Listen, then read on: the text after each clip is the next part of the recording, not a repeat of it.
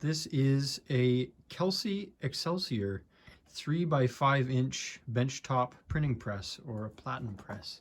I found it in a yard in Havelock, Ontario, and it's generally in good shape. Everything's there except the type carrier, and I'll have to make new rollers, but that's common when you restore these. They need rollers are gone.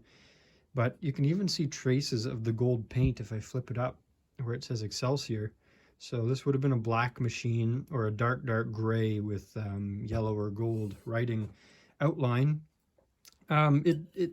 It's very dry, so I know it's been outside a while, but not long enough that the pine board that it's on is deteriorated badly. So I don't think the seasoning is going to be that thorough. It'll need some oil and then cast iron, so it'll get some heat. That shouldn't be a problem.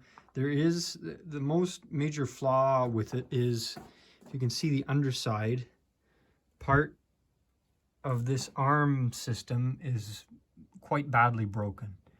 So that'll be brazed. It's cast, so it shouldn't be that bad of a job to repair, but you can see it's also been, where is it? Right there. It's been brazed before, if you can see that kind of rounded point.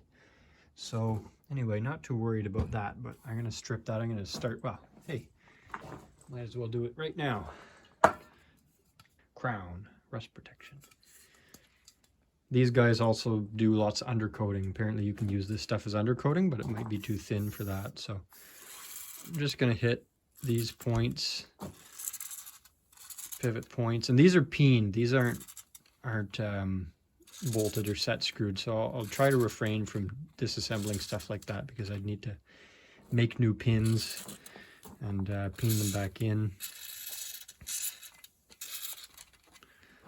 Those pivot points, that's the little retainer, this guy, the plate itself. The plate rotates, there's a ratchet, and it pushes it just a slight turn, like maybe 1/20th of a rotation per time you move the handle. So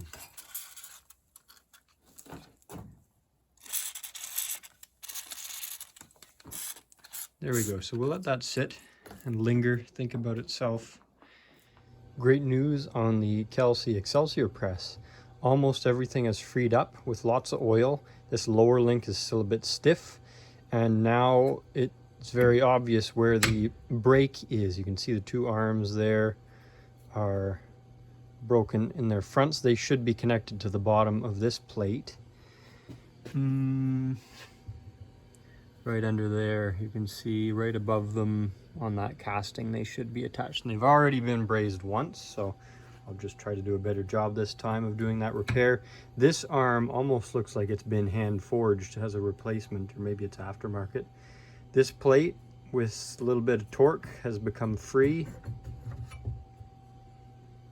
Ratchet plate, and even the release for the chase and this back plate is freed up, so just push up on that. The spring is really stiff, this spring, so you'd push on the back and then this would fall out. Your chase goes in front of it. But if I put it back together, also this ratchet is very strange. It doesn't end up lining up with the notches on the back heel properly, so I'm gonna have to explore that. But check this out. So this isn't rotating as it should, nor is this, because that's broken, but great progress here. Everything's free at this point. Everything moves quite nicely just from working it. The thing is, everything has pins that have been peened on the outside for the most part. Some of the linkages, like this pin, this linkage pin, and then a couple, these ones under here, they weren't so peened. They were just kind of in there hard, like light interference fits, so I could tap them out. This is the, what would you call this? The plate carrier? Not so sure. This is the plate that you'd put your print on. Sorry, that you put your paper on. This is the part that guides it or holds it from the bottom. It was broken here, and this center chunk was gone. This little piece is all that was left. So brazed this, and brazed just a bushing, basically made a bushing that would fit this square bar that holds the little retaining paddles. Where is one? Here's one. The other one's missing, but so that the little bar goes here to hold your paper to the back to keep it aligned, I guess. This is the notch for this wire that keeps these paddles in the same place. So it's definitely broader than it had to be, but I didn't know exactly where to put it because there was no reference part. So I've decided that in the case that the this paddle thing shifts back and forth too much, I'll just make little collars that go inside here, and that will capture this bar and prevent it from moving about 1/4 of an inch back to back if that problem arises. So next up with this guy, I already put this in place to mock it up, pin it in place, and it seems to work fine. So I'll remove the spring, remove the roller retainers, and then I'll just sandblast it all together as it is because it'll be too much of a hassle to remove all these peened pins. So I decided to take off the roller carriage because the pin seemed loose, and it was, which was great. Then I went to disconnect this arm, and bing, this ear broke off. And you can see, based on the old rust on this side and a new brittle fracture on this side, that this has been cracked for a long time. I guess cyclically it was progressing, and then me hitting it with the hammer to take this pin out went ping and took the edge off finally.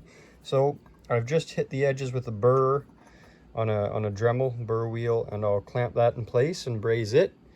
And then this arm, it's a very, very rough casting. I don't know if it's original to the machine or not. You can see this is what looks like it's really worn, but this side is perfect. So I don't believe that this is just from wear.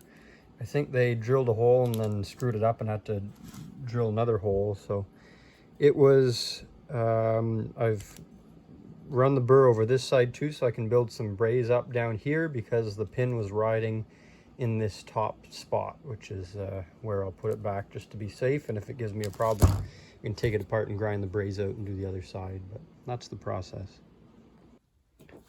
So here are the parts. This crack here, I'm gonna add a bit of material to the back of the weight on this toggle arm because when it's too far down like this, it just hits the plate. If it was down a bit further, it would actually engage with the little cogs on the back of that wheel. So start with this, go to that, and then this arm, I'll fill up part of that hole.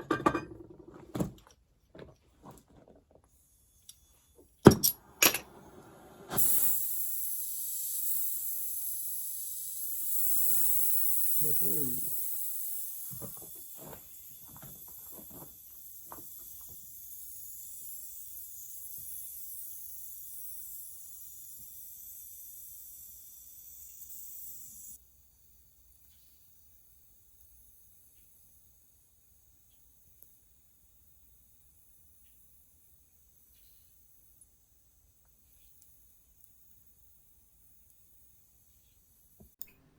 So at this point, the whole body went right into the sandblaster, bombed the heck out of it, and then spray painted it, and of course, finale with the gold writing. Now, the other parts that are problematic are yet to be done, so as I fix them, I sandblast them, spray paint them, and then slowly put the whole thing together. After this, you'll see the comparison between what I started with and then where we're at now. I'll also note that there might be a couple inconsistencies in the recordings because this project took over 14 months to complete.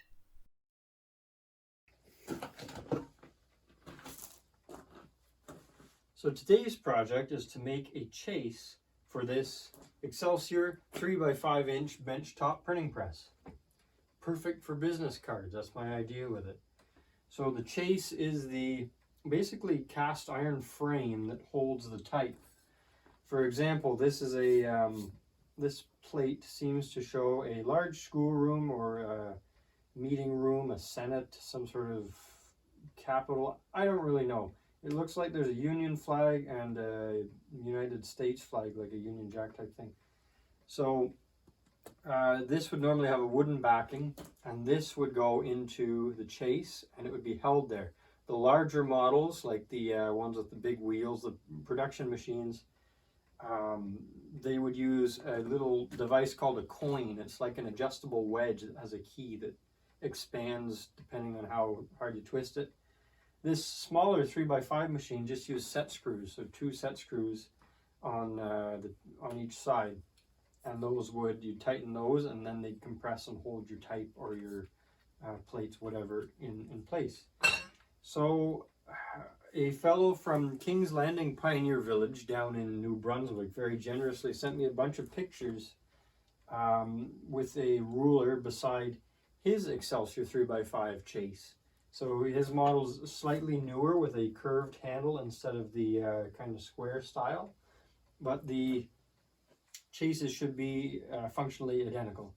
So what I found out was that the outer dimensions were 6 by 4 inches, and then the inners are 3 by 5. So that winds up giving us a whole bunch of 1/2 inch square frames. So I've gone ahead and cut up some pine, 2 6-inch pieces, and then 2 3-inch pieces to go on the inside. So all I'll start off by doing is taking the edges off of them. So here we go. Here's the basic shape of it. Outside 6 by 4, inside 3 by 5. Just going to use this little rusty old square to kind of get a reference point on the outside. So if that's there, kind of square this up, and that should be fine like that. I'll just take the drill, and I can do it right here. Start it right here. Move it close to the edge.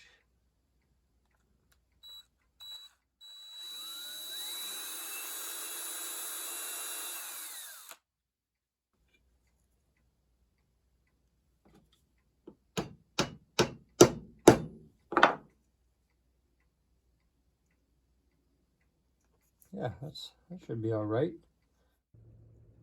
So at this point, I hopped in the car and took a trip down to see Jeff at Arcane Castings. Account on YouTube is Tobho Mott, TOBHOMOTT, and he also has a profile on Instagram. So you'll see what he's doing here. That is actually casting foundry pattern number 3. The first one you saw me making pine, it was well too flimsy and had no draft angle. So version number 2 was made of dry hard maple, much more sturdy with draft angle, but I forgot to compensate for shrinkage. So version 3 was made of maple with a draft angle and had compensation for shrinkage. So 3/16 of an inch to the foot for bronze or brass, which ended up working quite well. When I measured it, it should have been outer dimensions 6 by 4. I was within 10 thousandths, I believe, which is crazy, and it's also just a stroke of luck, but it turned out quite well. So you can see him making the 2-part mold here. I was just doing the sprue. So he'll part it. And the first time we tried brass, it was a little bit difficult, and it was also a mess because all the zinc goes off into a big smoke. So we ended up deciding on bronze. He had much more experience with that and made a very nice job of it. So these are clips from the first pour that we tried. He has a big, thorough video on this whole process on his channel as well, so I'll put a link in the comments on this one. There's the little reference book. So he has a propane little forge there. It works pretty well. Nice selection of crucibles and fire brick and all kinds of different equipment down at his shop. So he's done a bunch of different projects you can see on his channel. So there's the pour. A little bit of leftover brass. And when we part it, you can see that it kind of seeped out. And that's just because we forgot to put a weight on top of the box. Things were going quite well, and we forgot. Anyway, that's the bronze version, the nice one after I filed it and cleaned off the flashing and stuff. And then went ahead and machined it, put the set screw holes, and then made some stainless steel shims to compress everything with. So at this point we're on to typesetting. So I have the old 2/3 job case there and the composing stick. The font is 24-point Old English Engravers font. It's a really neat kind of a Gothic lettering to it. You can see this is the first time I've really done this, so it's kind of cool to wrap your head around it, laying everything out backwards. Here's the great transfer, a little bit willy-nilly, but we may do. Then I'll go ahead and put the hardware in and clamp everything together with the set screws. I also want to note that at this point, a brand new pair of rollers arrived in the mail. So these are the cast rubber type, or poured, however you want to call it, and they're very nice quality. So that saved me time from trying to willy-nilly make some out of the old steam pipe or something like that, which I'm sure could be done, but I wanted to get nice proper ones in this case. So go, clamping everything down. There's the final product. So have a look at what we can do with it. So for this last part of the video, I figured I'd take you outside because it's a lovely evening. And I've already gone ahead and inked up the press. Just a little bit of thick rubber ink. Done a few rolls.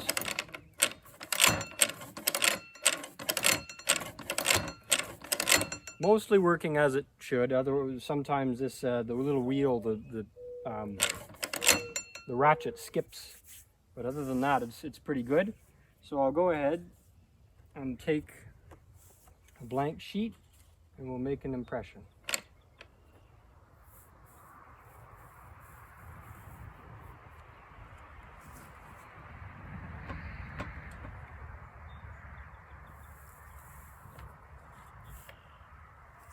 There we go.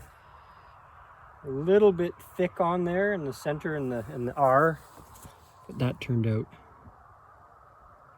pretty well, I'd say.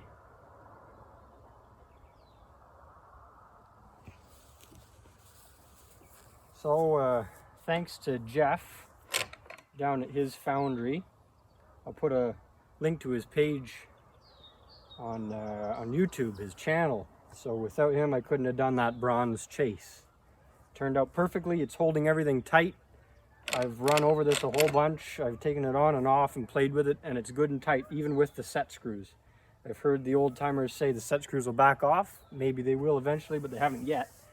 So I can get them plenty tight without any buckling or any deflection in this thing. So it's worked well. I hope you've enjoyed. Thanks for watching. I'm going to go ahead and get this thing cleaned up and ponder the next thing to do. So till then, have a good one.